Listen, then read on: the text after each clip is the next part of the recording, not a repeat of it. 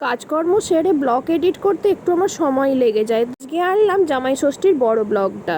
শনিবার দিন তো পাড়ায় ছিল কালী পুজো, রাত জাগা তো হয়েছে, ভোর 4:30-র সময় ঘুমোতে চলে এসেছিলাম। তাই রবিবার সকালে রেডি হয়ে যেতে দেরি হয়ে গেছে, আর তার মধ্যেই এসে গেছে মুষলধারে বৃষ্টি। তাই এই 5 কিলোমিটার গেছি ক্যাবে করে, কেন কি নতুন শাড়ি জিনিসপত্র নিয়ে তো আর তো বাইকে করে বৃষ্টিতে যাওয়া যায় না। জামাই যাচ্ছে শ্বশুরবাড়ি এই ছুটে ছুটে বৃষ্টিতে, আর আমরাও চলেছি পেছন পেছন গিয়ে কিছু নিয়ম কানুন পালনের পর তারপর এই যে ব্রেকফাস্টে বসেছি, তখন বেজে গেছে প্রায় 12টা। কি আর করা যায়, ব্রেকফাস্ট তো করতেই হবে। ওই একটা কচুরি আর তরকারি মিষ্টি খেয়েই যথেষ্ট।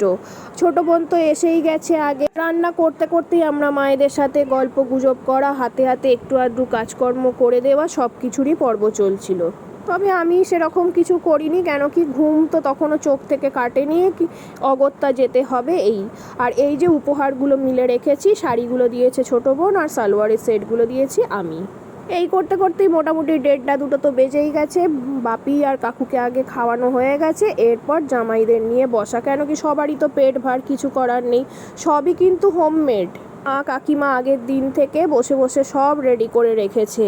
যতই বলো এখন এই হোটেল রেস্টুরেন্টগুলোয় বাঙালি থালি বা এইসব ব্যবস্থাগুলো হয়, কিন্তু হাতে রান্না করে খাওয়ানোর তৃপ্তি এবং টেস্ট আলাদাই রকম। আমার মা তো বলেছে যতদিনই পারবো এরকমই আমি করে যাওয়ার চেষ্টা করব। আমরাই শুধু মাঝে মাঝে বারণ করি প্রচণ্ড গরম থাকার জন্যেই। আর রাতে ছিল মাটন বিরিয়ানি আর চিকেন চাপ।